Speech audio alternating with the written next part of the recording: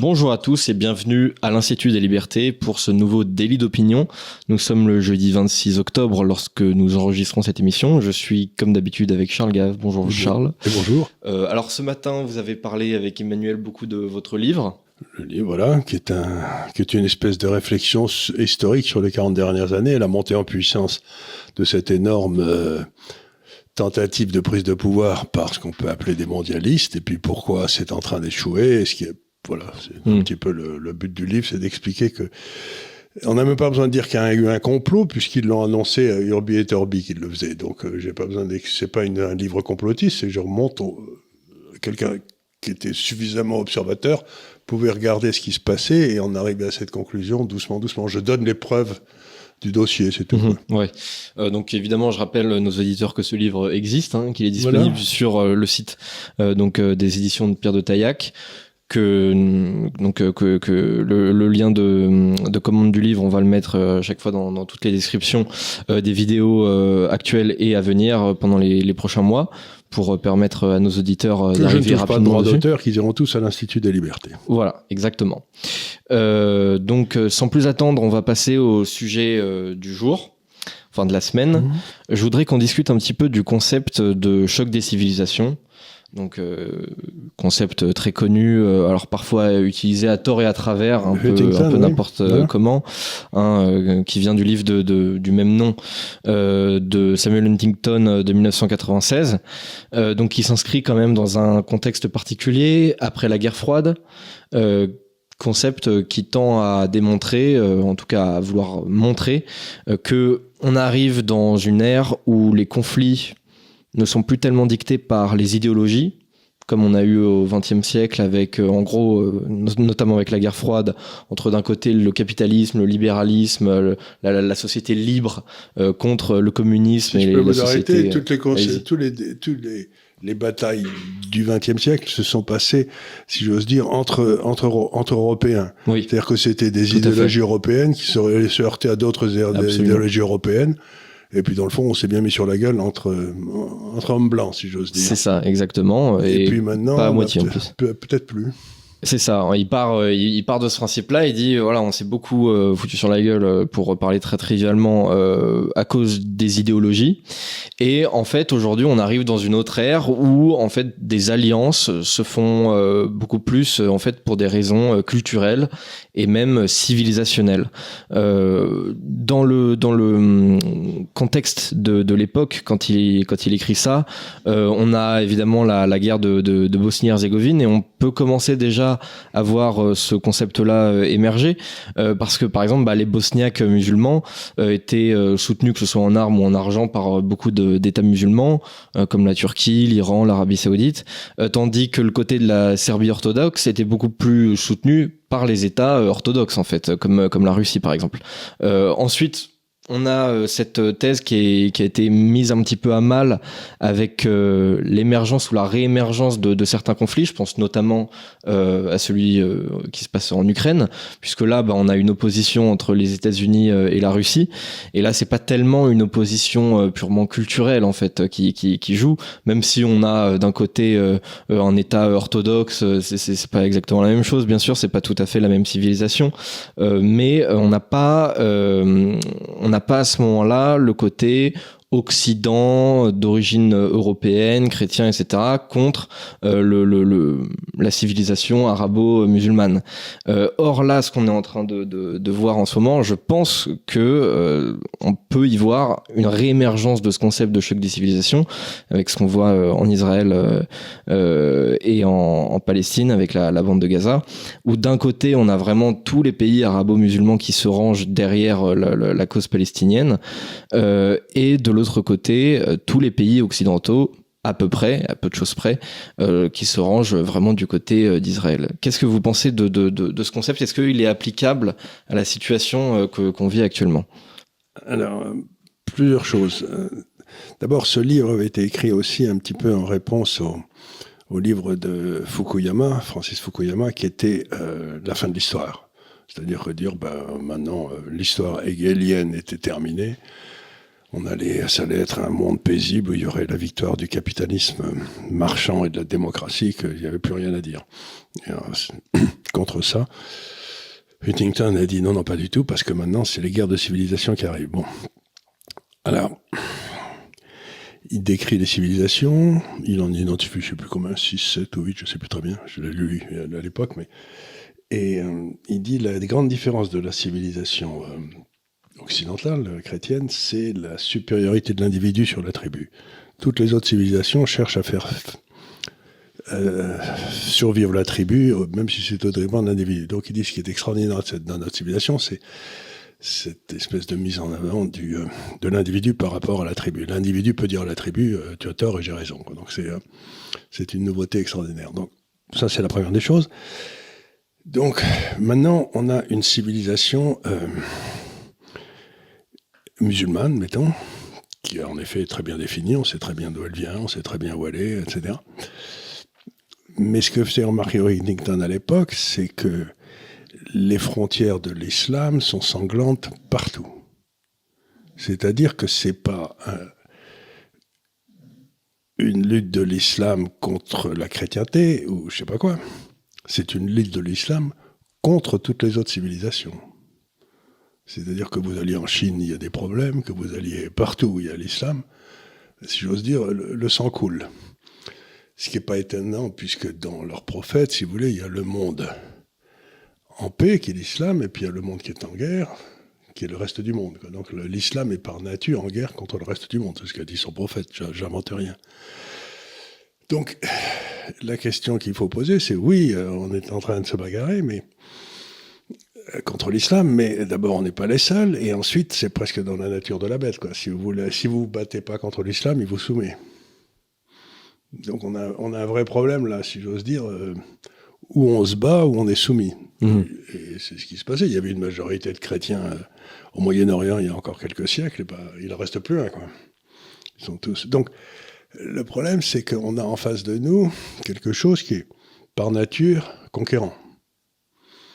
À l'arbre et à l'islam, quoi. C'est donc la première chose, est-ce que maintenant, dans cet ordre d'idées, vous avez cette lutte entre Israël et l'islam, et là, on a un vrai problème on a une confusion de légitimité, si j'ose dire. J'essaie de m'expliquer parce que c'est pas facile. Si vous voulez, les Israéliens disent qu'ils ont toujours été, que Jérusalem c'était leur capitale, c'est eux qui l'ont créé. Ils ont été virés, ils ont toujours essayé de revenir. Il y a toujours eu un mouvement l'an prochain à Jérusalem, ça fait partie des prières. Et donc Jérusalem est un lieu saint pour l'islam. C'est bien sûr un lieu saint pour la chrétienté. Pour le monde arabe, c'est devenu un lieu saint, soi-disant, parce que c'est de là d'où est parti Mohamed pour se faire enterrer vers le paradis, mais enfin, ça c'est autre chose.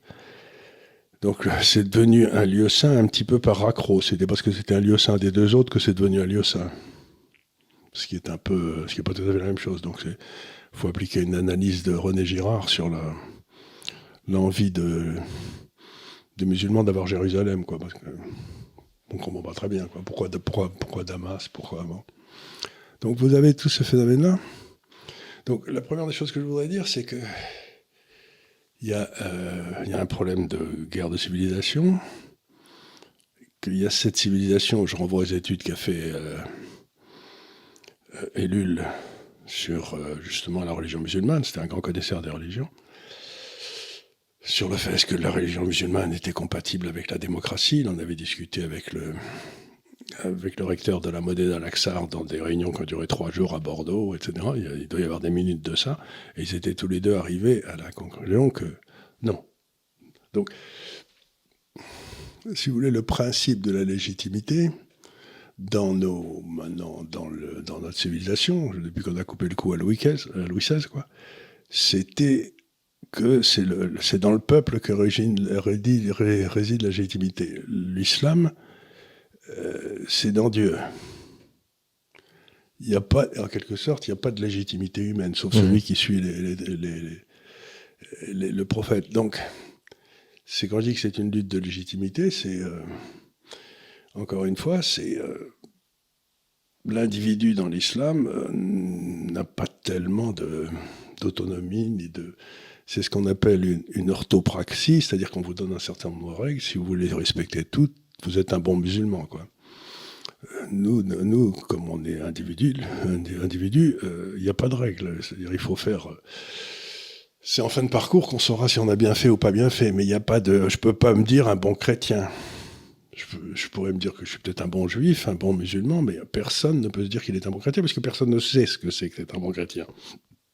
Donc, quand vous avez la nature de la légitimité qui est dans un Dieu dans un cas ou dans celui qu'il a désigné pour le pouvoir, et puis dans l'autre, dans l'individu, à mon avis, ça crée assez facilement des conflits, quoi. Ouais. Donc vous validez plutôt on va dire cette thèse par rapport à ce conflit qu'on voit actuellement.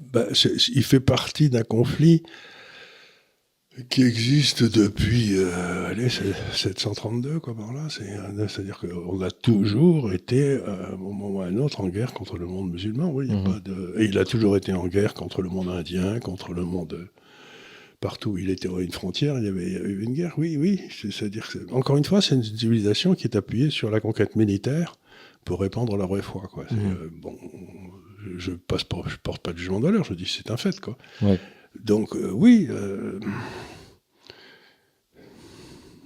Donc oui, c'est une civilisation qui se définit par la guerre. Ouais. Oui, effectivement, vous avez cité 732. D'ailleurs, il me semble que c'était le 25 octobre, là on est le 26, que Charles Martel avait repoussé les Arabes à Poitiers. Bon, après, il y a des historiens qui disent non, mais c'était pas à Poitiers, c'était pas très loin. Enfin bref, c'est pas vraiment le sujet. L'essentiel, c'est qu'ils sont partis à partir de là. Ensuite, ils sont descendus en Espagne. Mais ils sont restés, je crois, à Narbonne pendant quelques temps. Puis ensuite, ils ont été... Je crois il y avait une présence musulmane à ce qui est Saint-Tropez aujourd'hui, jusque sous Louis XIV, quoi. Donc ils avaient des postes et ils exerçaient. Il y avait un esclavage slave, hein, ça vient de esclave, ça vient de slave. C'est parce que le principal business, c'était d'aller chercher des esclaves dans les pays slaves, puis d'aller les vendre.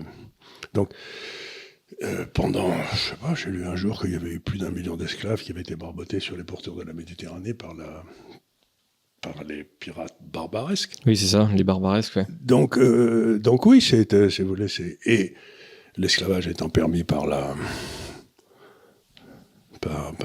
Coran, ben oui, en effet, ça se vendait, il y avait des marchés d'esclaves partout. Donc voilà, et il y a rien d'étonnant à ce que cette guerre, ce n'est qu'une partie de cette guerre, quoi. Ouais.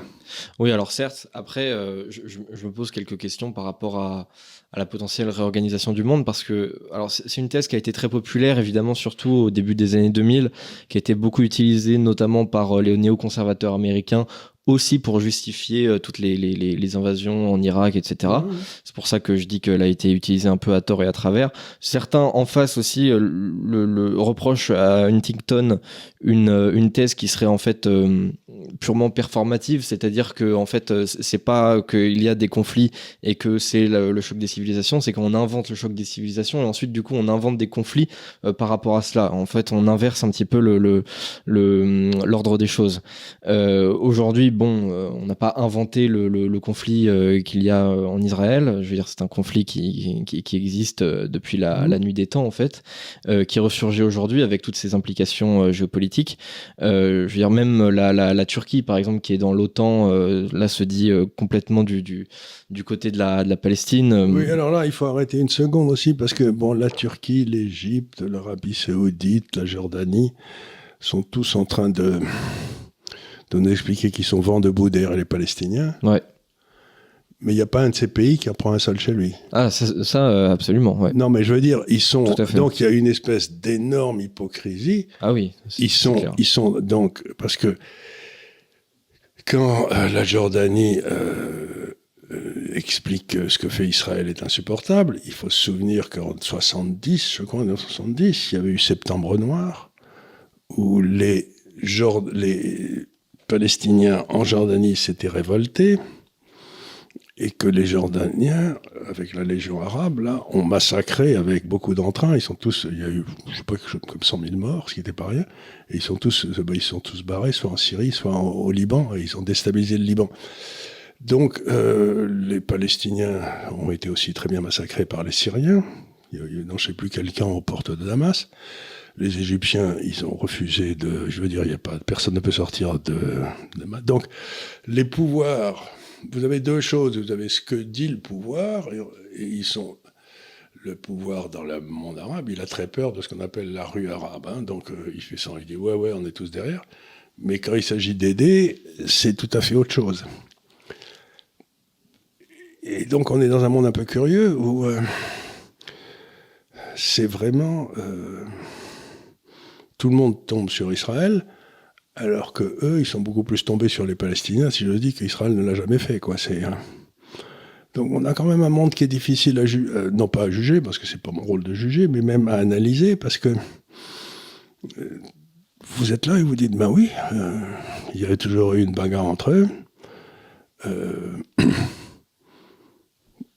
La Palestine, les terres, c'était sous mandat turc. Bon, il y a des Juifs qui, à la fin du 19e, au début du 20e, ont acheté beaucoup de terres aux Turcs. Et là, il y a des gars qui sont venus d'Europe de l'Est. Mais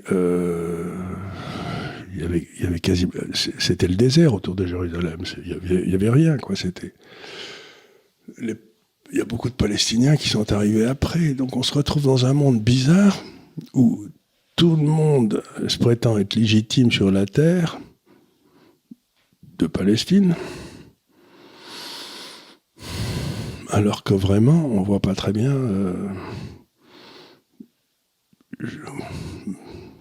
quand je regarde ça, je me dis, mais comment... Il y avait peut-être quelques familles palestiniennes qui étaient là, mais il y avait aussi des Juifs qui étaient là depuis toujours, qui sont restés. Donc je regarde ça, je me dis, c'est un conflit sans solution, parce que si tous les deux sont persuadés d'avoir raison, et si tous les deux sont persuadés que la seule solution, c'est que l'autre soit détruit complètement, c'est difficile d'entamer une négociation. Hein. Oui, c'est clair. C'est clair, et surtout qu'il y a vraiment un camp, je pense, qui est quand même un camp, quoi qu'on en dise, assez démocratique, qui est prêt à négocier, alors qui parfois aussi, on peut dire, joue un double jeu, c'est-à-dire peut-être joue parfois d'une ambiguïté de la situation pour peut-être s'étendre avec des colonies en Cisjordanie. Je dis pas forcément le contraire. Maintenant, c'est vrai qu'on a un camp de l'autre côté qui est porté par le Hamas, qui est totalement pour la destruction totale de l'ennemi, qu'il désigne comme en fait tous les juifs en Terre Sainte. Donc là, effectivement, il n'y a pas de place pour la négociation entre Israël et le Hamas, c'est absolument impossible. Et ce que je note, c'est effectivement que à peu près tous les pays arabo-musulmans sont derrière le Hamas et pas juste derrière les Palestiniens. C'est-à-dire que, comme je le répète depuis, je pense, 3 émissions, on pourrait tout à fait imaginer une ligne qui dise la Palestine mérite le droit d'exister et d'être reconnue internationalement, mais sans le Hamas, parce qu'en fait, il n'y a pas de paix possible. Ben oui, mais attendez une seconde, là, on ne peut pas dire ça, parce que pour pouvoir dire ça, il faudrait qu'il y ait eu des élections. Ouais.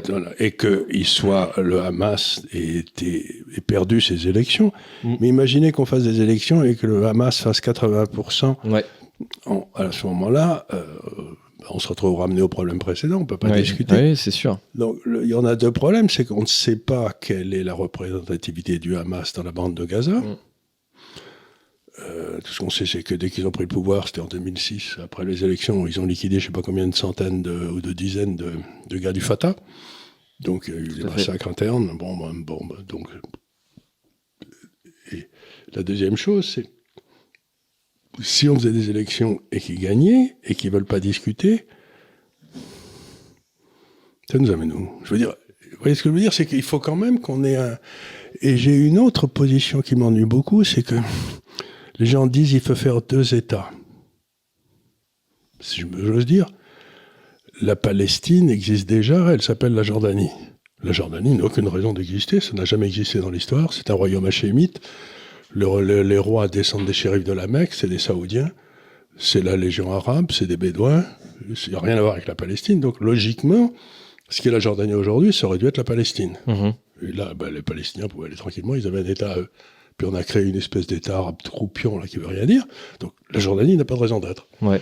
Donc, alors on va faire un deuxième État palestinien, et puis un troisième, et puis un quatrième, et puis donc chaque fois qu'il restera un arabe dans un coin où il y a des juifs, Il faudra qu'il ait son état. il faudra qu'il ait son État à lui. Oui. Ou alors, si on va aller jusqu'à bout, il faut qu'on fasse un nettoyage ethnique total, c'est-à-dire aucun arabe en Israël, Aucun juif de l'autre côté de la frontière. aucun juif de l'autre côté. Mais c'est inacceptable. Ouais, c'est sûr. Parce que par exemple, aujourd'hui, les gens me disent, donc on va créer un deuxième État où il n'y aura pas un juif. Mais je leur dis, vous voulez créer le Judenfrei, vous savez ce que Hitler réclamait, un endroit où il n'y a pas d'État, où il n'y a pas de juifs. Mais enfin, la base de la démocratie, la base de la liberté, c'est d'aller où on veut, de s'installer où on veut. Et je trouve absolument incroyable que des gens réclament qu'on puisse créer un endroit où il n'y ait pas de... Si c'est pas de l'apartheid, qu'est-ce que c'est? Donc, c'est ça. J'ai un vrai problème, c'est que ce conflit et pas simplement un conflit de territoire, etc. C'est un conflit entre deux visions du monde, quoi. C'est-à-dire, est-ce que je vois pas pourquoi les Juifs devraient pas avoir de maisons dans les pays arabes et les Arabes des maisons dans les pays juifs. Vous voyez ce que je veux dire? Ça me paraît très sain, moi. Eh ben non, il faut maintenant qu'on soit complètement séparés. Mais complètement séparés, c'est pas une solution. Bah, je ne sais pas. Je ne sais pas si c'est une solution ou pas. Après, c'est vrai qu'effectivement, il y a un énorme double discours là-dessus, notamment tenu par la gauche, qui estime, alors moi je sais pas, je suis pas là pour juger, mais qui estime que Israël est un État d'apartheid. Oui, mais ça c'est facile moi, à je dire. veux bien, mais ça veut dire que derrière, les pays arabes autour, les mots manquent pour décrire ce que c'est à ce moment-là. C'est un État de génocide, puisqu'il tue les Juifs. Donc... mais alors c'est là où on se retrouve aussi devant quelque chose de nouveau, c'est que mettons, la République française s'est établie sur quelques idées assez simples qui étaient portées, mettons, la laïcité, la liberté de circulation, enfin quelques principes, si vous voulez, hein, qui étaient portés, mettons, par justement les protestants, les juifs et les francs-maçons dans les années 1880-1890, ça a été Et donc vous avez eu une espèce de socle très fort de ces 3 groupes ou 4 groupes là, qui ont maintenu cette unité de la République française en 14, etc. Bon. Ouais. Mais avec ce qui est en train de se passer entre Israël, ce groupe est en train de se scinder. Vous avez, si j'ose dire, les juifs qui sont en train de faire sécession de ce groupe. Et ça veut dire que toute la base sociologique de la gauche est en train aussi de se péter. Ah oui, complètement. Et donc, ça veut dire que ça crée un problème à la gauche considérable, parce que vous pouvez pas admettre des gars dans la gauche qui soient pas laïcs. Ouais. Non, mais sans blague. Vous voyez ce que je veux dire? Ça oui, me paraît, ça me paraît impossible. Or là, il y a toute une partie de cette gauche qui est soutenue par un parti qui est purement religieux, quoi. C'est... qui soutient un parti purement religieux. Donc, la gauche se retrouve très très mal. Oui, effectivement, on a du mal à comprendre comment ça se fait que la gauche française se met à défendre un groupe armé, violent, ultranationaliste, extrêmement religieux, favorable à un djihad mondial. Qui est pas sympa avec les femmes. Ce groupe aurait été français, enfin pro-français. Évidemment, il aurait été dénoncé par toute la gauche et ça aurait été parfaitement cohérent. Là, effectivement, c'est un groupe pro-palestinien et là, il est défendu par toute la gauche de Mélenchon. Effectivement, c'est assez surprenant. Maintenant, bon, c'est surprenant, on va dire, par rapport aux standards du début de la Troisième République. Maintenant, c'est vrai qu'on voit très très bien dans le jeu de la gauche la volonté en fait de ramener dans tout son électorat toute cette jeunesse arabo-musulmane. En fait, ils font exactement le même jeu finalement que les dirigeants des pays arabes. C'est-à-dire, c'est ce que vous avez dit. Là, c'est le discours de la rue qui gagne. Oui, mais la différence, si vous voulez, c'est que les pays arabes, il y a toute leur constitution des pays arabes, la constitution commence en disant que l'Égypte, etc., est un pays musulman. Ouais. Donc, dans la constitution, on admet le côté religieux de la structure. Tandis que nous, la France, on est un pays laïque. Ouais. On ne reconnaît aucune religion, etc. Donc, Là où vous avez demandé à des gars qui ont depuis un siècle et demi allaient porter le laïcisme comme une vertu éternelle, que d'un seul coup d'entériner des gars qui choisissent un support religieux. Et moi, ce qui me fait le plus rire, c'est que j'ai vu une manifestation à Londres où il y avait des pancartes qui étaient portées, qui étaient LGBTQ+, pour la Palestine. Je me suis dit, les mecs, prenez l'avion, allez-y, quoi, parce que là, vous serez bien reçus, quoi. Oui, là... Oui, non, mais ce que je veux dire, c'est quand même, c'est-à-dire que cette religion... c'est une pancarte qu'on peut pas afficher en Palestine, ça. Mais non, et puis, si vous voulez, la façon dont ils traitent l'homosexuel, enfin, tout ça, il y a quand même des trucs qu'on peut dire dessus, quoi. Et là, pas du tout, ils sont tous là, les homosexuels, pour la Palestine. Bon... C'est, oui, comme les cochons pour les abattoirs. Oui, c'est ça, c'est les dindes qui votent pour Noël, quoi. Pour Thanksgiving. Exactement ça. Oui, si ça vous amuse, mais moi, je comprends pas bien pourquoi vous faites ça, mais... Ouais. Ce qui prouve qu'il y a un certain nombre de gens chez nous qui ont intégré tellement la notion de culture de la victime que si on leur dit les victimes aujourd'hui, c'est les Palestiniens, ils vont automatiquement le prendre le parti de la victime. Donc maintenant, si vous voulez, c'est une lutte à la victime. Si vous voulez réussir dans la vie, il faut que vous soyez une victime. Et là aussi, c'est un drôle de truc. Ouais, effectivement, c'est quelque chose que je crois on ne retrouve qu'en Occident, c'est le fait de se sentir coupable de ce qu'on est, par essence. Notamment d'être blanc, d'avoir cet héritage civilisationnel. De plus en plus de gens, surtout dans les jeunes générations, se disent honteux d'avoir cet héritage-là. C'est curieux. C'est très très occidental. Oui, parce que ça fait des années, et ça vient quelque chose dont on a parlé depuis ici aussi, c'est-à-dire qu'autrefois, l'éducation, ça servait à expliquer aux gens comment le stock de connaissances qu'on avait accumulé, on allait leur passer, et qu'on espérait qu'ils en passeraient plus à leurs enfants. Donc c'était une espèce de mouvement de filtrage des connaissances pour que les enfants aient le meilleur possible. Et depuis 50 ans à peu près, cette éducation, c'est devenu une façon de détruire la façon dont on avait accumulé ce stock depuis un certain nombre de siècles. Oui, c'est-à-dire qu'on effectivement.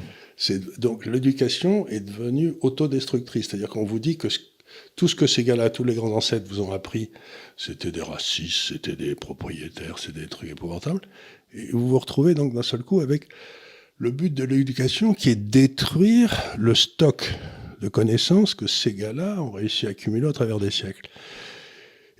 Et après ça, on s'étonne que ça marche pas. Mais c'est vraiment le truc de la révolution culturelle où le professeur de médecine était remplacé par un étudiant de première année qui tuait tout le monde, quoi. Parce que la connaissance était perçue comme elle était discriminante, comme elle cassait l'égalité entre les gens. Le professeur qui avait travaillé toute sa vie, il était pas l'égal de l'étudiant de première année. Et donc, il fallait tuer le professeur, mais alors du coup, quand il y avait des malades, les malades crevaient, quoi. Et c'est là où on en est. On a une espèce de détestation pour la recherche de l'excellence qui est très curieuse. C'est vrai que c'est ce qu'on appelle la déconstruction. Il y a quand même tout un tas de gens qui déploient une énergie complètement folle à vouloir faire désapprendre tout un tas de trucs à la jeunesse. D'ailleurs, ça marche pas forcément toujours. C'est dire à quel point il y a quand même certaines évidences qui demeurent malgré l'effort incroyable de... Oui, mais en même temps, il vous annonce ça, Bourdieu, il vous annonce ça, il faut déconstruire, enfin bref, toutes les bêtises qu'il peut dire Bourdieu, Dieu sait qu'il a... Il n'a pas fait que d'en dire, il en a écrit beaucoup aussi. Et avec ça, il met ses 4 enfants à Henri IV. Ouais. Donc il y a aussi là une hypocrisie incroyable. Évidemment. C'est-à-dire que lui, qui est professeur au Collège de France, bien sûr, s'il va voir le proviseur et il lui dit « j'aimerais bien mettre mes petits chez vous », le proviseur accepte. Mais il les a pas mis à la Seine-Saint-Denis. Hein. Oui. Donc, oui, c'est absolument extraordinaire de voir comment lui, qui était un petit paysan béarnais, qui avait été sauvé par le système d'éducation de la Troisième République, qui était monté grâce à ça, qui était devenu professeur au Collège de France, ensuite le débine, essaye de le détruire, mais en même temps, il met ses enfants dans ce qu'il y a de meilleur de ce qui reste du système. Oui, et il théorise la reproduction des élites. Il théorise la reproduction des élites, ce qu'il est en train de faire, donc c'est en même temps, ce qu'on ne devrait plus dire comme formule, mais il y a chez ces gens-là un désir forcené de casser le système éducatif qui nous relie aux générations précédentes, qui était le lien essentiel. Et là, je ne sais pas comment interpréter ça, mais si on est dans ce scénario, je peux vous dire que la guerre des civilisations, on va la perdre. Ouais. Bah oui, puisque en fait, c'est ça, c'est que on est, je pense, la seule civilisation à avoir une grosse partie de sa population qui non seulement ne veut pas lutter pour sa civilisation, mais veut lutter pour celle d'en face. Oui. C'est-à-dire que en fait, nous, on n'a pas vraiment on n'aurait pas vraiment de problème existentiel en soi. On n'est pas menacé véritablement par la présence d'une autre civilisation. On est plus menacé par la présence en fait de l'annulation de notre propre civilisation en notre le jour où les femmes pourront plus marcher dans la rue sans être voilées, à ce moment-là, il sera un peu tard. Ouais, c'est ça. Le truc, c'est que... Ce qui est rigolo, c'est qu'en ce moment, par exemple, en Iran, vous avez des tas de femmes qui sont mises en prison, etc., parce qu'elles n'acceptent pas le voile. Oui. Donc pendant que nous, on fait tout pour l'accepter, les Iraniennes, qui sont les premières à être entrées dans ce truc-là, mais elles se font martyriser, elles se font taper dessus, elles se font assassiner, elles se font... Et donc on a cet extraordinaire décalage des valeurs. Et voilà, je sais pas, j'essaie d'y réfléchir, mais je crois que c'est du niveau émotionnel, c'est pas du niveau rationnel. En quelque sorte, les Grecs disaient qu'il y avait 3 choses dans la vie, le logos, on en a souvent parlé, la parole, l'éthos, c'est-à-dire la morale, l'éthique, et le pathos, c'est-à-dire l'émotion. Oui. Je crois que nos civilisations sont complètement tombées dans le pathos. Ah oui, complètement. On ne peut plus tenir un discours si il heurte la sensibilité de quelqu'un, d'un groupe, de personnes. Et sans soi-même être très, très sensible, quoi. Oui. Bah oui, évidemment. Du coup, si vous êtes le groupe le plus sensible, en fait, vous êtes le groupe le plus fort quelque part dans en même temps, ce qui se passe aussi, c'est que politique. Dans la démocratie, la République, c'est la protection des minorités. Mais les minorités chez nous ont pris le pouvoir dans la République et gèrent la République en martyrisant la majorité. Donc, autrefois, si vous voulez, on avait fait la République pour que la majorité ne puisse pas martyriser les minorités, mais on a une espèce de victoire des minorités sur la majorité qui fait qu'aujourd'hui, le pays est géré par un assemblage de minorités contre ces majorités. Ouais. C'est un truc très bizarre. Oui, effectivement. Effectivement, je ne sais pas comment s'en sortir parce que on a l'impression que on a un très très gros ver dans le fruit qui est la civilisation occidentale. Il n'y a plus qu'un ver. Il y a à peu près plus beaucoup de fruits. Mais enfin, il en reste quand même. Je vois quand même une conscientisation de ce problème-là dans une partie de la jeunesse qui n'a pas forcément envie de se faire avoir. C'est-à-dire que la jeunesse est beaucoup plus polarisée aujourd'hui qu'elle n'a pu l'être, en fait, je pense, il y a 50 ans. C'est-à-dire qu'aujourd'hui, une jeunesse de droite, elle va pas voter Juppé, et une jeunesse de gauche, elle va pas voter Hollande. C'est vraiment soit complètement Mélenchon, soit Zemmour ou Marine Le Pen, selon la sociologie. Donc là-dessus, il y a quand même aussi un énorme débat qui va y avoir dans la génération des Zoomers. Ouais, c'est un peu ça. Hélas. Nous allons parler un petit peu de l'Allemagne, parce que j'ai vu un parti politique émerger, je trouve que c'est un phénomène intéressant. Donc on a une femme politique de gauche qui quitte le grand parti de gauche allemand. Je vais essayer de prononcer son nom parce que l'allemand c'est pas forcément mon fort. Moi j'ai choisi espagnol LV2 à la base, mais elle s'appelle Sarah Wagenknecht. Je pense que ça se prononce à peu près comme ça. Donc qui crée le BSW, un parti populiste de gauche en fait, qui entend durcir les règles allemandes vis-à-vis de l'immigration, qui veut même reprendre possiblement un dialogue qui a été rompu avec Moscou. Elle explique son geste ainsi. Elle dit: nous avons décidé de créer un nouveau parti car nous sommes convaincus que les choses telles qu'elles sont ne peuvent pas continuer ainsi. À un moment donné où il y a quand même 71% d'avis défavorables envers le gouvernement Scholz qui circule en Allemagne. C'est pas le gouvernement le plus populaire de l'histoire allemande. Il y en a encore 29% qui sont pour. Oui. C'est quand même... Je sais que les Allemands sont lents, mais quand même. Remarquez que nous, je devrais rien dire parce qu'on a réélu Macron. Donc, oui, alors, c'est pas faux. Je ne devrais pas me manquer des Allemands. Non, je retire ce que j'ai dit. C'est vrai que Scholz, quand même, il brasse très très large politiquement. Il brasse du centre droit au centre gauche. Donc c'est forcément derrière, il y a une partie de la population qui est quand même visée directement par son gouvernement. Malgré ça, il est quand même très impopulaire. Et alors, alors comment se fait-il que tous les gouvernements soient impopulaires en Europe, à peu de choses près, et que il se passe jamais rien? C'est ce on en avait discuté il y a déjà quelque temps. C'est partout on a trouvé des systèmes qui permettent à des gouvernements complètement impopulaires de rester au pouvoir contre la volonté du peuple. C'est-à-dire avec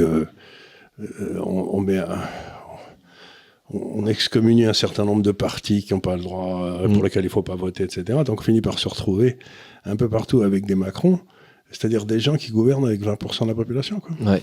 Oui, effectivement, c'est insoutenable. Il y a tout un tas de verrous, c'est-à-dire qu'aujourd'hui, on ne peut pas dire que Marine Le Pen soit moins populaire qu'Emmanuel Macron.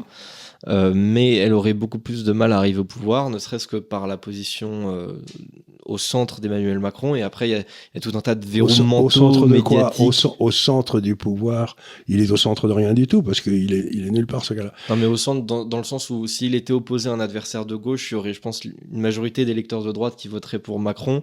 Et s'il est opposé à quelqu'un comme Marine Le Pen, il y a une majorité d'électeurs de gauche qui votent pour lui. C'est un mais ça, je ne sais pas si ça marcherait encore. Parce que la dernière fois, c'est ce qu'on croyait qu'il allait se passer au Mexique, et puis ils ont élu le type d'extrême gauche, et qui finalement est très bien, quoi. Ouais.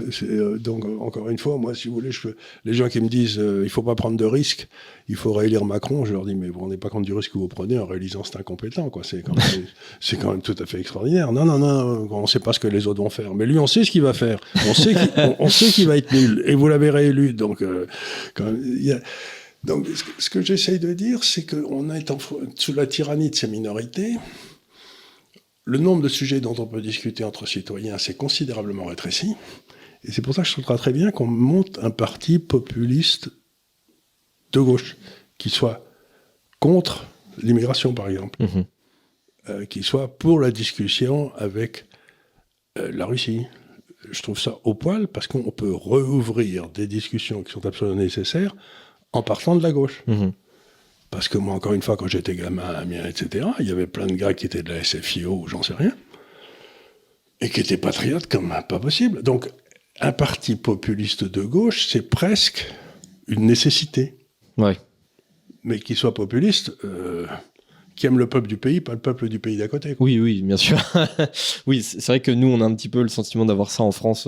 Ah oui, on a que des gens qui aiment le pays d'à côté. Oui, le populiste du pays d'en face, quoi. Et d'ailleurs, il y a un sondage en Allemagne qui est sorti juste le lendemain ou 2 jours après la création de ce parti, qui donnait déjà le parti à 12% d'intention de vote, donc directement après sa création. Mais là, ils vont piquer qui ici, ils piquent à la AfD. On ne sait pas qui. Alors, ils piquent un peu partout, ils piquent surtout à l'AfD, c'est-à-dire que sur les 12%, il y en a 5 qui viendraient de l'AfD. Donc, Alternative for Germany, c'est l'équivalent du, l'équivalent du RN un petit peu en Allemagne. Et après, les autres pourcents viennent d'un peu partout. Ils viennent du parti centriste, ils viennent de la gauche, ils viennent je crois qu'il y a même 1 ou 2% qui viennent des écolos. Enfin voilà, ça vient d'un peu partout le reste. Parce que là, c'est un vrai problème. On va se retrouver avec la même question partout. C'est en fait comment les majorités reviennent-elles au pouvoir. Alors on voit par exemple en Hongrie, la solution c'est que la majorité est arrivée au pouvoir un peu par hasard et elle fait tout ce qu'il faut pour y rester. Donc les gens la réélisent, etc. Mais tous ces partis qui sont bâtis avec des miettes de minorités comme ça, un petit coup de vert, un petit coup d'homosexuel, un petit coup de ceci, un petit coup de cela. Comment reprendre la majorité contre ça quand tous les systèmes de tribunaux vous l'en empêchent? Ouais, ça c'est très compliqué. Donc on a bâti des systèmes juridiques qui nous empêchent de... Par exemple, quelqu'un veut lutter contre l'immigration en France, il arrive au pouvoir, il peut pas le faire s'il sort pas immédiatement du tribunal des droits de l'homme, de la Convention européenne des droits de l'homme. Convention européenne des droits de l'homme. Il ne peut pas, il doit en sortir tout de suite. Oui. Et donc, puis ensuite, il va être attaqué au niveau de la Cour de justice, donc il sera obligé aussi de... Donc ça veut dire à terme qu'il va falloir détricoter toute une partie de ces structures de pouvoir qui ont été montées par les minorités pour Ouais. être certain qu'ils garderaient le pouvoir. Oui. Et donc, ça veut dire qu'à terme, la Constitution européenne elle-même est en jeu, quoi. C'est-à-dire qu'il y a peut-être certains Ah oui, pays. oui, bien sûr. Il y a certains pays qui vont dire, écoutez, comme l'a déjà dit l'Angleterre, écoutez, sans moi, hein, c'est pas dire qu'ils ont réglé leurs problèmes, mais au moins Ouais, bien sûr. ils les règlent entre eux. Et donc, ce qu'on est en train de dire, c'est que cette espèce de tentative de détruire les nations pour créer une espèce d'entité européenne est en train d'échouer lamentablement. Ouais. Bah, c'est-à-dire que. Les seuls qui restent pour effectivement, l'Europe aujourd'hui, c'est les guerres en Algérie, quoi. Bah, en fait, le truc, on a l'impression d'être dans un dialogue de sourds qui se mettent pas d'accord alors qu'ils sont tous d'accord entre eux. À chaque fois qu'on discute récemment par exemple, d'immigration entre États européens, c'est à chaque fois pour faire en sorte que ce soit le mec d'à côté prenne ce qui est idiot, puisqu'il y a Maastricht. Enfin, il y a les règles. Il y a à partir Schengen. du moment où le Schengen, à partir du moment où les gars seront là, et où il y a Schengen, Ils peuvent aller au pays d'à côté. Ils vont dans le pays d'à côté, Ouais, donc se bien dire je vais le renvoyer chez le copain, Ouais. c'est vraiment à court terme, quoi. Oui, c'est ça. À partir du moment en fait où vous avez le système social le plus attractif, c'est chez vous que les gens font de l'arbitrage. l'essentiel. C'est ce que disait Milton Friedman, buvons un coup, comme dit ma fille. Il y en a plus d'ailleurs. Le Milton Friedman, il était pour la liberté de l'immigration. De la circulation, ouais. En bonhomme de gauche qu'il était. Et il disait jusqu'en 1930-40, il n'y avait pas de limite à l'immigration aux États-Unis. Les gens venaient, ils arrivaient sur un bateau, puis on les inscrivait, allez, pour rentrer. Mais c'était aussi un système qui était démerdenzesisch. Ouais. C'est-à-dire qu'il n'y avait aucune aide, il n'y avait pas de système social, il n'y avait que dalle. Donc les gars qui avaient, s'arbitraient sur des familles, des systèmes d'église, de famille, etc. Et le père Sirico, qui est un prêtre qui a monté des choses extraordinaires dans le Acton Institute, qui est une merveille, disait que dans cette famille, ils étaient 8 ou 9 enfants, et que, il n'y avait pas la moindre aide nulle part, ni quoi que ce soit. Donc il dit, il ne peut pas y avoir de système social de protection de la population et immigration libre. Parce que à tous ceux qui n'ont pas de système de protection voudront venir. Ouais. Donc il dit, si vous voulez une immigration libre, il faut qu'il n'y ait pas de système social. Ouais. Oui, c'est obligatoire. C'est obligatoire, parce que sinon c'est un système qui est une pompe aspirante. Voilà, c'est ça. C'est sans fin. Après, on doit avoir toujours autant d'actifs pour davantage d'inactifs qui vont recevoir. Et alors, ce qui se passe à ce moment-là, c'est que tous les gars qui arrivent de l'extérieur, comme ça, c'est que autrefois, ils venaient parce que les gars qui arrivaient de Sicile ou n'importe quoi voulaient être américains. C'était le rêve américain. Ils allaient travailler, puis ils allaient s'en sortir. Oui. Tandis que là, ils viennent pour essayer de sucer le sang des autres. Alors, c'est pas du tout le même genre de clientèle que vous attirez, quoi. Et c'est aussi, c'est essentiellement des gens avec, peut-être pas essentiellement, j'exagère peut-être, mais il y a énormément de gens de l'immigration européenne qui sont arrivés aux États-Unis avec une mentalité d'entrepreneur, c'est-à-dire, moi, je peux pas monter mon truc chez moi. C'est-à-dire pas d'entrepreneur, mais c'était vraiment un petit peu ce que j'ai connu à Hong Kong. Bon, on te fout à l'eau, et puis tu te démerdes. Ouais. Même si tu sais pas nager, tu fais ploc, et tu essayes de t'en sortir, puis au bout d'un certain temps, c'est fou, on apprend à surnager. Donc, les pays, dans le fond, qui n'ont pas de systèmes sociaux, sont des pays dans lesquels il n'y a, pour ainsi dire, jamais de chômage, parce que, on prend n'importe quel boulot, celui qui vous paye la bouffe d'aujourd'hui. Bien sûr. Donc, je dis pas que c'est bien ou c'est mal, mais je dis qu'on peut pas vouloir une chose et son contraire. On peut pas vouloir une immigration libre et des systèmes sociaux surpayés d'un côté de la frontière et pas de l'autre, quoi. C'est complètement idiot. Et ce qui est dingue, c'est que, alors, effectivement, tous les pays européens veulent absolument, eux, recevoir le moins d'immigration possible et que le voisin en reçoive le plus possible. Au lieu de se dire juste, on est tous d'accord sur une chose, c'est qu'on veut tous beaucoup moins d'immigration. Donc, en fait, on devrait s'organiser pour ça. Et en fait, mais oui, attendez une seconde, vous dites ça. L'immigration arrive toujours de la Méditerranée. Il n'y a que deux marines en Méditerranée, l'italienne et la française. Donc, dans un pays normal, les pays qui vont bénéficier de l'immigration qui arrive de la Méditerranée devraient payer les marines africaines, italiennes et peut-être un peu espagnoles pour renvoyer les gars là-bas. Ouais, les Grecs, ouais. Mais rien du tout. Tous les gars sont... J'ai vu récemment qu'en France, il y avait 1 milliard d'euros qui étaient donnés aux associations pour aider les gens à rentrer en France.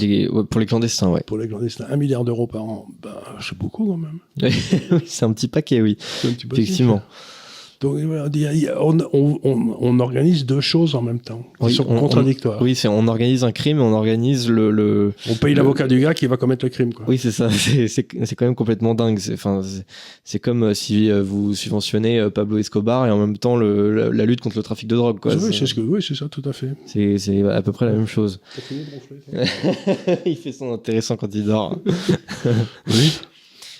Mais effectivement, là-dessus, on est à peu près tous d'accord dans tous les pays européens. D'ailleurs, même ceux qui se disent pas forcément à la base anti-immigration, il y a quand même des... Mais il y a le Danemark qui était à gauche, qui a pris des mesures de gauche populiste. Bien sûr, l'émergence de ce parti en Allemagne, évidemment, ça fait écho au parti social-démocrate danois, qui effectivement... Mais en principe, ça devrait être à la social-démocratie de protéger le peuple. C'est d'autant plus logique, effectivement, à partir du moment où on veut conserver... Protéger le peuple d'à côté, quoi. C'est fatigant. Effectivement, non, mais c'est la logique affirmée par le Parti social-démocrate danois. C'est si on veut conserver notre système social, on ne peut pas être ouvert aux quatre vents. Ça ne peut pas fonctionner. En plus, derrière, vous avez un énorme problème de démocratie, de rapport entre les citoyens, parce que si vous êtes persuadé que votre impôt il sert uniquement à financer des gens qui viennent d'autres pays à 4000 km et qui travaillent pas parce qu'ils parlent pas la langue et qui parlent pas la langue, vous pensez qu'ils travaillent pas ou pas assez, vous allez pas être content, quoi. Et d'ailleurs c'est ce qu'on montre dans les statistiques du ministère de l'immigration de l'intérieur danois. Ils ont fait des calculs par nationalité sur les nationalités qui sont contributrices nettes ou pas à l'économie, et on voit que en gros à peu de choses près, toutes les nations européennes, enfin toutes les citoyennetés européennes sont contributrices nettes à l'économie danoise. Et ensuite, on a tout ce qui est syrien, etc., qui sont eux contributeurs déficitaires, donc qui coûtent davantage à la société danoise qu'ils ne leur rapportent. Et ça, c'est un truc important parce que tout le monde me dit c'est au nom des droits de l'homme qu'on fait ça, la France, pays des droits de l'homme. Je leur dis toujours, attendez une seconde, la France, c'est le pays des droits de l'homme et du citoyen. Dans la Constitution, c'est le droit de l'homme. Donc vous avez pas le droit de tout le monde. Non, mais vous avez des droits en France si vous êtes citoyen. Oui, aujourd'hui, on a fait encore une fois une inversion de la pensée. On a plus de droits si on est un homme en France que si on est un citoyen. Ce qui est quand même un truc assez bizarre, quoi. Oui, effectivement, on paye des associations, on a des aides au logement, etc. Des aides médicales aussi pour donc il y a un vrai loup là, c'est que du coup, le citoyen en France se sent devenir un citoyen de deuxième catégorie, quoi. Parce que il y a ceux qui ont eu la chance de ne pas être nés citoyens. Ouais. Alors ceux-là, on les aide beaucoup. Et puis ceux qui n'ont pas eu cette chance, qui sont nés citoyens, là, c'est eux qui payent. C'est un peu curieux, quoi. Ça gonfle, je comprends pas que la gauche s'intéresse pas aux gens pauvres en France. Oui, forcément, la gauche, en fait, a juste choisi son électorat, et l'électorat, lui, même l'électorat qui, historiquement, vient plus des bastions de gauche, on va dire d'il y a 50 ans, les bastions en France, je pense notamment aux radicaux socialistes, etc. Ils votent tous aujourd'hui pour le Rassemblement national. C'est ça, surtout les gars du Nord, oui. Ouais. Voilà. Non, mais donc on a, encore une fois, il y a cet extraordinaire. Vous pouvez pas, quand vous faites du tir, par exemple, vous pouvez pas tirer sur 2 balles à la fois, vous savez, parce que vous avez attrapé un coup de dyslexie, vous regardez de côté. Et là, on a l'impression, les gars, ils sont persuadés qu'ils peuvent tirer sur 2 balles à la fois. Mais non, faut tirer qu'une balle à la fois. Ouais. Il y a un autre pays dont je voudrais parler, c'est l'Argentine. Dimanche dernier, il y a eu le premier tour des élections argentines. On en avait parlé je crois que c'était lors de la première émission, il me semble, de cette année, enfin de cette saison. On avait parlé notamment de Javier Milei. On avait discuté de ce candidat pour le moins atypique. Anarcho-capitaliste. C'est ça, exactement. Qui était en tête lors de la primaire argentine avec une trentaine de % devant tout le monde. Alors, on doit dire que quand même, il a fait un beau score. Il est deuxième. Deuxième, tout à fait, avec 30%. Celui qui est arrivé devant, c'est Sergio Massa, donc avec un peu plus de 36%, presque 37%. Donc, il va y avoir le Macron local, le gars qui a fait partie du système depuis toujours. C'est exactement ça. Et si vous voulez pas qu'il vous arrive une catastrophe, en plein milieu de la catastrophe, vous votez pour lui. Voilà. C'est exactement ça. C'est vraiment le représentant du système, en fait. Oui. C'est vraiment Ouais, c'est le politique argentin par excellence, comme on le produit depuis 20 ans. C'est vraiment ça. D'ailleurs, il avait participé au gouvernement d'un ancien président argentin qui s'appelait Macri. C'est marrant parce que ça fait penser un peu à Macron.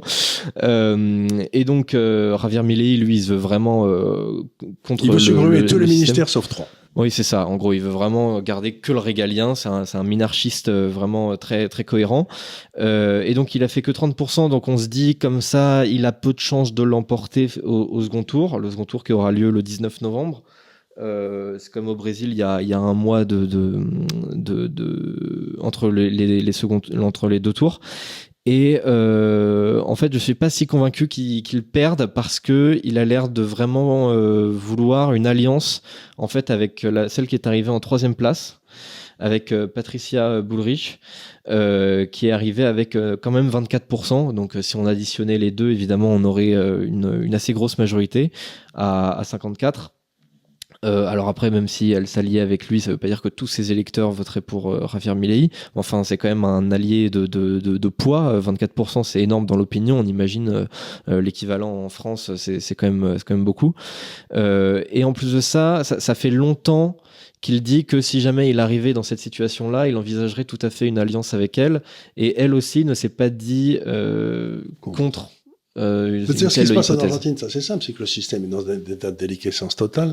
L'Argentine est aujourd'hui quel pays qui a les taux d'intérêt les plus élevés au monde, avant le Zimbabwe, quoi. Donc c'est pour dire à peu près c'est un pays qui a à peu près tout, des réserves de matières premières, des réserves de tout ce que vous voulez imaginer, et qui réussit à s'appauvrir année après année depuis 50 ans par complète incompétence de la classe politique. C'est-à-dire qu'on a l'impression que si j'ose dire, les Argentins ont 30 ans d'avance sur la France, quoi. C'est à peu près la même catégorie de gens, qui sont à la fois pillards, incompétents, corrompus, tout ce que vous pouvez imaginer. Donc l'Argentine, c'est un État très, très intéressant parce que vous vous dites, un type qui remettrait les pendules à l'heure, qui supprimerait les 2/3 des boulots qui n'existent pas, de la fonction publique, etc., qui rétablirait les finances publiques, qui remettrait une banque centrale qui fait son boulot, vous avez un redressement qui est spectaculaire, qui peut se passer en 2 ans, quoi. Ça peut être absolument extraordinaire. S'il peut se dégager du fait que, il y a, je sais pas combien de gens qui travaillent et qui ont des faux boulots, parce que c'était un pays qui a été géré par un régime fasciste, il faut dire qu'il est, et qui a été complètement, qui était une espèce de prise en main du pays par mettons le régime fasciste, là, comment il s'appelait, Perón, et puis les syndicats. Donc l'association État-syndicat dans les sociétés nationalisées fait que il n'y a plus une société qui fait faillite. Et donc vous vous trouvez dans un monde qui est complètement irréel, c'est-à-dire que plus personne ne réagit dans la réalité. Il n'y a plus de réalité de prix, il n'y a plus de réalité de marché, il n'y a plus rien. Et donc, alors il dit qu'il va passer au dollar. Bon, il peut passer au dollar, mais dans la réalité, si vous allez en Argentine, tout le monde travaille en dollars, quoi. Vous achetez votre baguette avec votre peso, mais si vous voulez acheter un immeuble, faut le payer en dollars, quoi. Et donc, voilà, donc l'Argentine, ça nous donne une bonne idée de ce qui nous attend en France. Si on continue à avoir les mêmes. Si on continue à avoir les mêmes. C'est pour ça que c'est intéressant et que j'aimerais bien voir ce mec, Javier Milei, arriver au pouvoir. Nettoyer. Et nettoyer et faire en fait, un petit coup de Thatcher, quoi. L'état profond, faire un coup de Thatcher. Je pense que c'est même un coup de Thatcher sous stéroïdes parce que là, il a l'air quand même très motivé. Il chante aller beaucoup plus loin. Et même alors, cette femme politique, Patricia Bullrich, forcément, je suis pas un expert de la politique argentine, mais lors de sa campagne présidentielle de 2023, elle avait quand même promis un audit sévère des programmes d'aide sociale, une réforme du droit du travail, des coupes budgétaires, une libéralisation du contrôle des changes, la fin du contrôle des prix. Elle disait même s'opposer aux manifestations sociales récurrentes à Buenos Aires. Enfin voilà, elle-même, elle va pas aussi loin que Javier Milei, mais elle est quand même dans une logique de libéralisation de l'économie argentine. De toute façon, je pense que c'est compliqué de faire plus socialiste. Non, c'est pas socialiste, c'est pas vraiment socialiste l'Argentine, c'est vraiment étatiste. C'est-à-dire que vous prenez le contrôle de l'État et vous constituez des rentes en se servant du monopole de la violence légitime. Et ça, c'est le truc qu'on a eu en Argentine, qu'on a en France aujourd'hui, qu'on a eu dans tous ces pays, que j'appelle un compromis de fascisme et de socialisme, quoi. C'est un drôle de régime, mais on en a eu partout, quoi. Et il y en a eu beaucoup en Amérique latine, mais il y en a eu beaucoup aussi au Moyen-Orient. C'est des trucs qui sont difficiles de s'en débarrasser, parce que souvent l'armée est au milieu, et quand l'armée est au milieu, c'est difficile de chasser l'armée du pouvoir quand c'est elle qui est au pouvoir, quoi. Parce tout à fait. Il faut des armes, quoi. C'est sûr. Donc le vrai problème de l'Argentine, c'est qu'ils ont une classe de rapaces rentiers qui a pris le contrôle de ce pays sous les années Perón, à la fin des années 50, et que tous ceux qui ont essayé de s'en débarrasser, ils sont jamais arrivés. Donc à ce moment, je crois qu'on arrive à un moment, il faut repartir de zéro, quoi. Ouais. Il faut vraiment virer tous les ministères. Ouais, bah c'est ce que propose Javier Milei. Moi, j'espère qu'on va pouvoir voir quand même ce qu'il propose en fait mis en action, mis en œuvre. Moi, j'apprécie en fait toutes ces expériences politiques parce qu'à chaque Surtout, fois, c'est pas nous qui les faisons, donc on va voir si ça marche là-bas. Une fois Oui, qu'ils sont là, c'est s'ils ça. se pètent la balle, c'est loin. À la limite, pour nous, ça nous coûte rien. Ça ne coûte rien, mais dis donc ça marchait le truc chez lui là-bas. C'est ça. C'est ça, pour nous ça ne coûte rien, et derrière après ça peut aussi inspirer tout un tas d'autres pays si ça marche. Ça peut peut-être déboucher sur une belle émergence économique de l'Amérique du Sud, de toute la partie. Mais surtout que l'Amérique du Sud est en train de s'organiser entre le Brésil, la Bolivie, le Pérou, qui sont des pays qui marchent normalement, le Mexique. Ils sont en train d'essayer d'organiser, et on voit très bien que ça paraît idiot, mais autrefois, à chaque fois que les marchés obligataires se pétaient la gueule aux États-Unis, vous savez, donc quand les taux montaient aux États-Unis, les marchés obligataires baissent, l'Amérique latine prenait un bain de sang, c'était affreux, parce que leurs taux montaient encore plus. Ben là, depuis 4 ans, les taux américains, en fait, il valait beaucoup mieux avoir des obligations en Amérique latine que des obligations aux États-Unis ou en Europe. C'est la première fois dans l'histoire. Ça veut dire qu'il y a un certain nombre de gens en Amérique latine, Mexique, encore une fois, le Brésil, la Colombie, le Pérou, qui sont en train de reprendre doucement en main les clés de leur système monétaire. Et donc, si l'Argentine pouvait arrêter ses bêtises, ça serait tout à fait intéressant. Ouais. Après, évidemment, il y a aussi un autre challenge, c'est que même s'il arrivait au pouvoir, derrière, faudrait qu'il puisse quand même s'y maintenir dans une certaine mesure.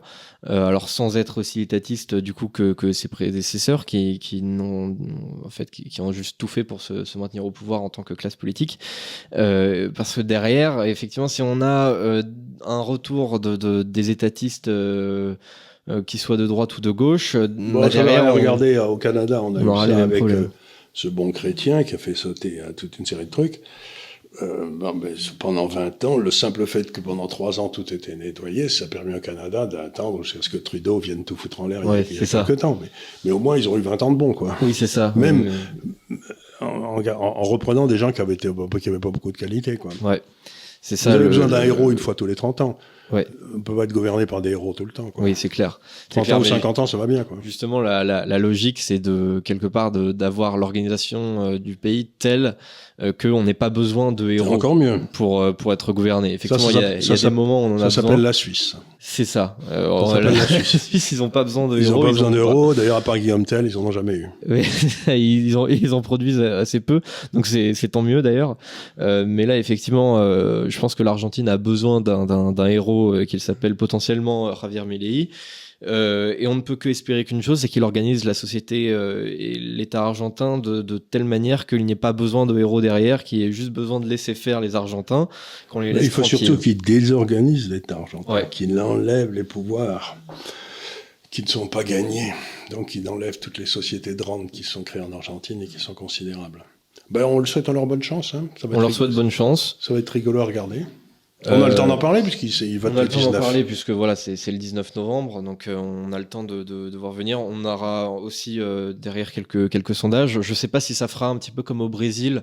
On se souvient au Brésil l'an dernier, après le premier tour, Lula a été donné très gagnant face à Bolsonaro, et puis au final jusqu'à la fin Bolsonaro n'a fait que monter jusqu'à 49%, et au final ça a été beaucoup plus serré. Il n'y a qu'un État qui a voté pour...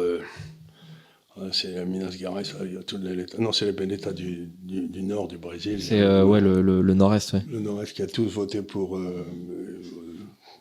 Donc, alors que le reste du Brésil avait voté contre. Ouais. Mais enfin, voilà. Écoutez, le monde ne cesse d'être passionnant. Ouais, c'est ça. On a hâte de voir ce laboratoire politique. On sera très déçus si c'est Sergio Massa qui est élu. À ce moment-là, on risque de juste prolonger toutes les courbes de l'Argentine depuis 20 ans. C'est de plus en plus difficile à prolonger parce que maintenant que sont en train d'arriver au ciel, en ce qui concerne la baisse de la monnaie, etc., c'est monstrueux, quoi. Ouais. Donc voilà, affaire à suivre, comme le reste. Comme le reste. Et n'oubliez pas d'acheter mon livre et de l'acheter pour vos copains et d'en faire des cadeaux de Noël et de mettre que vous aimez ce livre. Parce que c'est comme vous savez, la publicité autrefois, c'était à quoi ça sert que le père machin se décarcasse, c'était pour les... Ducrot. Le père Ducrot se décarcasse, c'était pour les épices. Oui. Les épices. Bon, à quoi ça sert que le père Charles se décarcasse si vous me soutenez pas, là, c'est vrai, clair. C'est vrai, il ne faut pas déconner. Surtout que effectivement, on ne fonctionne pas trop avec des donations à l'Institut Liberté. Non, et donc, c'est une bonne façon d'en faire, tiens. Effectivement, moi je préfère que les gens achètent un vrai produit plutôt qu'ils fassent juste un don de, je sais pas, 20, 50 euros. Mais vous pouvez le faire aussi, hein, si vous voulez. Vous pouvez le faire aussi. Soyons précis. Mais une manière, n'importe quoi, ce gamin. Une manière de faire un don détourné, c'est d'acheter le livre pour vous, pour vos copains. Voilà. C'est quand même Noël approche, mine de rien, ça arrive toujours plus vite que ce qu'on pense d'ici 2 mois. Donc achetez-le. Et si vous voulez vous fâcher avec tous vos amis, vous offrez mon livre. C'est ça. Si vous avez quelqu'un qui pense du bien d'Atali, qui est un grand copain de Macron ou j'en sais rien, donc vous offrez mon livre et là si vous avez des amis dont vous voulez vous débarrasser. C'est ça, c'est une bonne manière de dire j'ai envie de rompre les relations avec toi. C'est une manière un peu détournée et polie quelque part de le faire en offrant un cadeau. Voilà. Donc évidemment le lien pour la commande sera dans la description, comme dans toutes les émissions qui vont suivre pendant les prochains mois. Et sur ce, je vous dis à la semaine prochaine. Et merci beaucoup encore une fois pour un prochain délit d'opinion. Je rappelle, comme d'habitude, que ces émissions sont disponibles en podcast sur Deezer, sur Spotify. Et je vous dis à très bientôt. À bientôt.